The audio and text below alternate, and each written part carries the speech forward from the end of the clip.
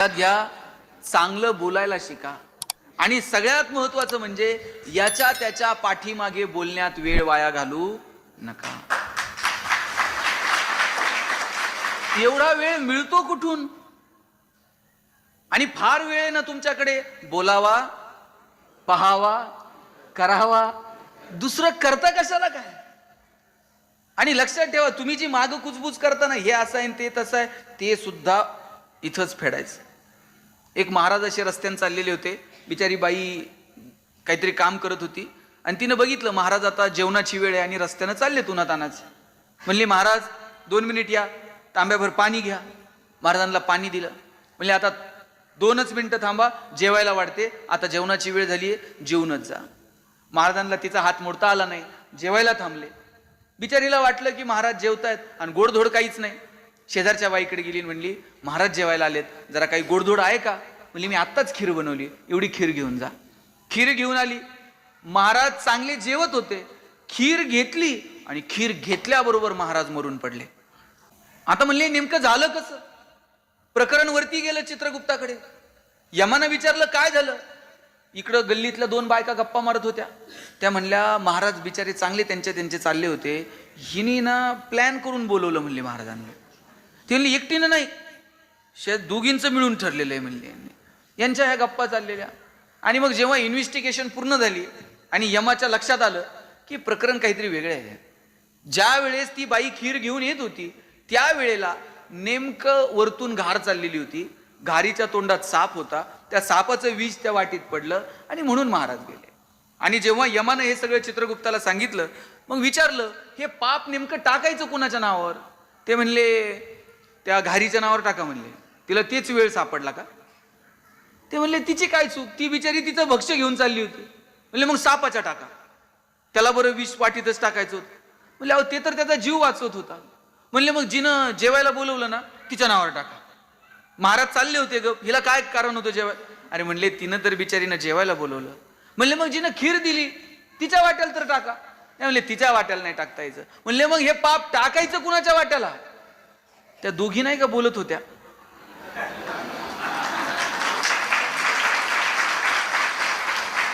काही घेणं का? म्हणले द्या त्यांच्या नावावर टाकून द्या. घेणं नाही देणं नाही माहित नाही, पण तिने बोलवलं असं हिनं केलं. उगाच का आम्ही वेळ वाया घालवतो? वेळ आहे भगवंताचं नामस्मरण करा. तुम्हाला वेळ आहे कुणाच्या तरी विषयी चांगला भाव तुमच्या मनात येऊ द्या. हे जग लहरींनी बनलेलं आहे. तुम्ही जो विचार करता त्याच लहरी तुमच्याकडे अट्रॅक्ट होतात. ज्ञानोबांनी उगाच नाही सांगितलं ऋणू झुनू रे भ्रमरा. इकडे तिकडे पळणाऱ्या मनाला ज्ञानोबांनी सांगितलं बाबा रे तू स्थिर हो. आणि कुठे स्थिर हो? चरण कमळ दळू रे भ्रमरा. संतांच्या चरणाजवळ येऊन स्थिर हो. पण आमचं मन असलंय ना, काही केलं ते स्थिर होत नाही. ते सहजासहजी थाऱ्यावर येत नाही. कुठून कुठे मन जाईल हे तुम्ही सांगू शकत नाही. बहिणाबाईंनी सांगितलं मन वढाय वढाय, किती हाकला ते परत.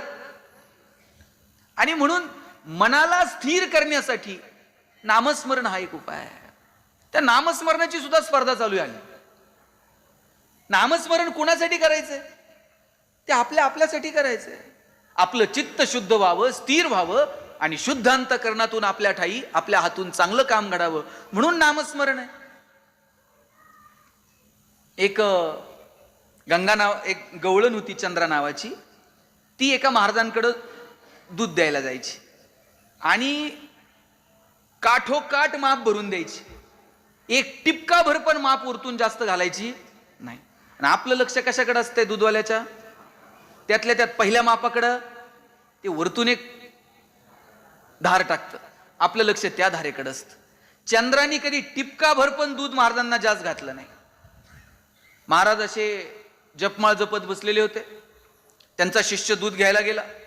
नेहमीप्रमाणे महाराजांनी बघितलं, काठोकाठ माप भरून दिलं, टिपका भर जास्त घातलं नाही. त्याच वेळेला त्या चंद्राला गल्लीतल्या एका लहान पोराने हाक मारली, ए मावशी मला जरा दूध देशील? मावशी म्हणल्यावर चंद्रा म्हणली दूध पाहिजे, जा गाढवा घेऊन ये. पार सांडूस्तोवर गाढवा भरला. ते घरी घेऊन निघालं दूध. चंद्रा म्हणली घरी न्यायला पाहिजे, हे पिऊन घे, घरी न्यायला तुला दुसरं देते. त्यानं गाढवाभर दूध पिऊन घेतलं, घरी न्यायला दुसरं दिलं. आता मात्र महाराज चिडले.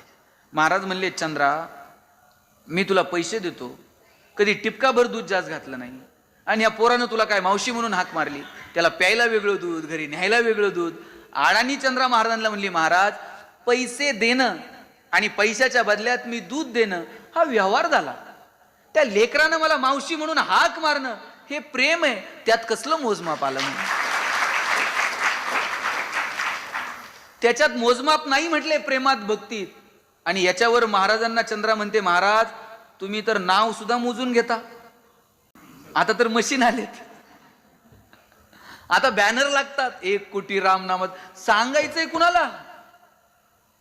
सुख हे दाखवण्याची गोष्ट नाही, आनंद हे दाखवण्याची गोष्ट नाही, ते आपल्या मनात. आणि म्हणून आपल्या अंतकरणासाठी, आपल्या मनासाठी आपल्याला हे करता येईल का? मला वाटतं याचा विचार करा. आता शेवटचे 5 मिनिट घेतो, नीट ऐका.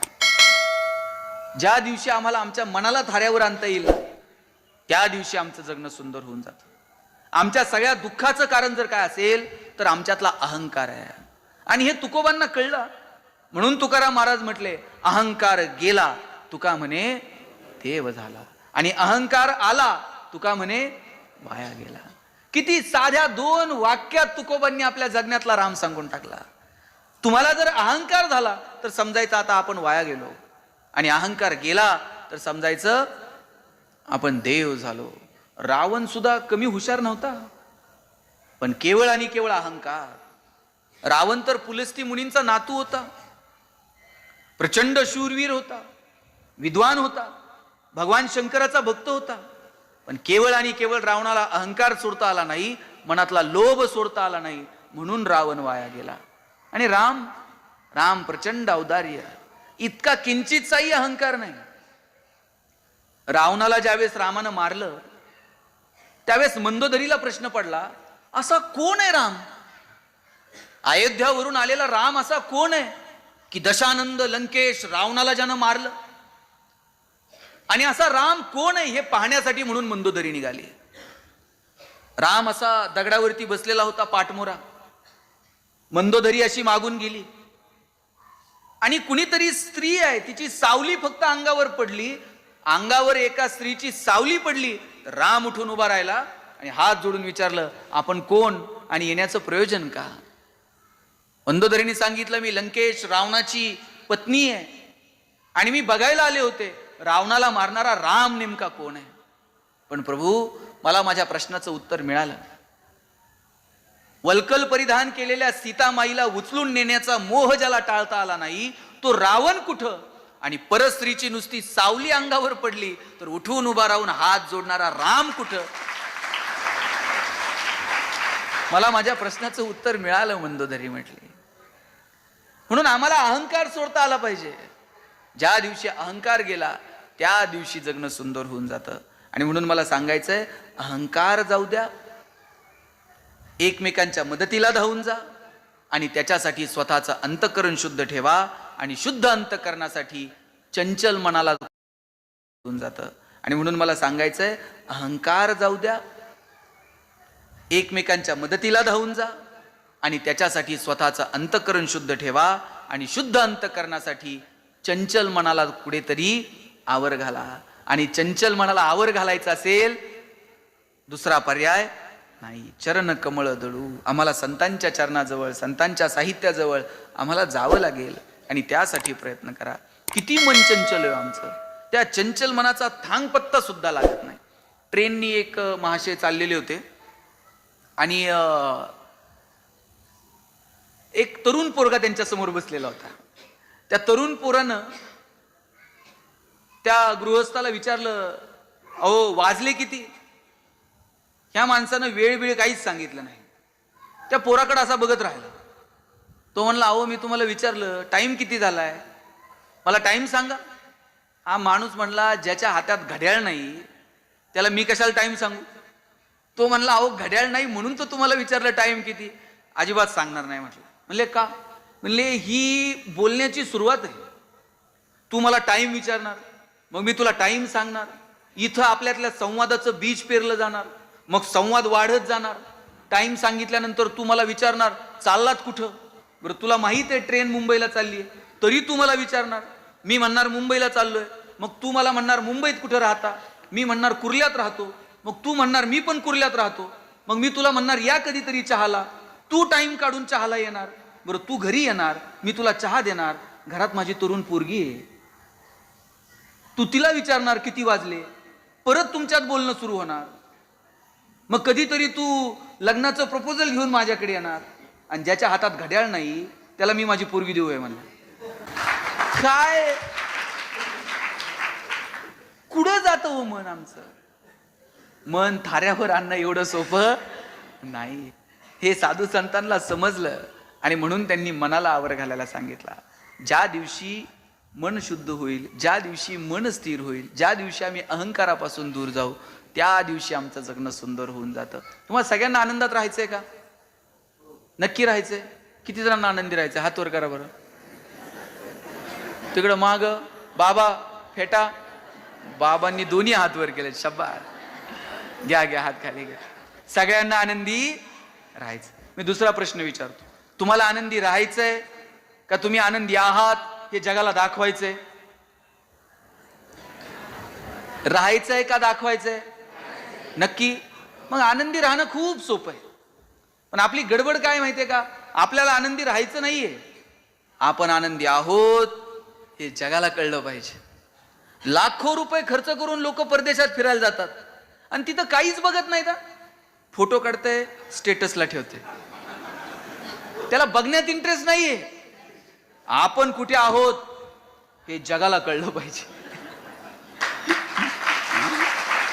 बरं, मोबाईल आहे, स्टेटस ठेवता आलंय, ठेवलं तर काही चुकीचं नाही, पण खरं दुःख कधी माहितीये का? ज्याच्यासाठी स्टेटस ठेवलं त्यानं जर बघितलं नाही ना, मग असं दुःख होतंय, असं वाटतंय ट्रिपचे सगळे पैसे व्हायला गेले. आमचा आनंदही आमचा राहिलेला नाही, आणि आमचं दुःखही आमचं राहिलेलं नाही. खरं तर आमचा आनंदही आमचा आहे, आणि आमचं दुःखही आमचं आहे. तुमचे जर 100 रुपये हरवले, तुम्हाला किती वाईट वाटतं बरं? तुम्ही सगळ्या गल्लीतल्या बायका गोळा करून त्यांना चहा पाजून सांगता, बाई बाजारात गेलते, 100 रुपये हरवले, कसे साठवले होते माझं मला माहीत, परवा शर्ट धुताना त्यांच्या खिशात 50 सापडले होते, असं करून करून कुठेतरी 100 झालते. बरं एवढं म्हणून थांबत नाही, पुढं म्हणणार कोणाला सापडले असले तर सापडू, त्याला पचायचेच नाहीत. किती दुःख आहे बरं. हे फार वेळ नाही. त्यातल्या एखाद्या मैत्रिणींनी फक्त म्हटलं पाहिजे, बाई तुझे तर 100 गेले, परवा माझे 500 हरवले ग. हिला इतकं बरं वाटतंय ना, आपले तर 100 गेले, हिचे 500 गेले, मरू द्या. आमचं सुखही आमचं नाही, आणि आमचा आनंदही आमचा नाही. मला वाटतं आमचा आनंद, आमचं सुख आमचं आहे, पण त्याच्यासाठी आम्हाला आमच्या अंतर्मनात डोकावून पाहता यायला हवं. असं छान स्वतःच्या अंतर्मनात डोकावून पहा. त्याच्यासाठी कधीतरी डोळे बंद करून स्वतःच्या मनात एक चित्त कधीतरी होण्याचा प्रयत्न करा, अशी अपेक्षा या निमित्तानं व्यक्त करतो.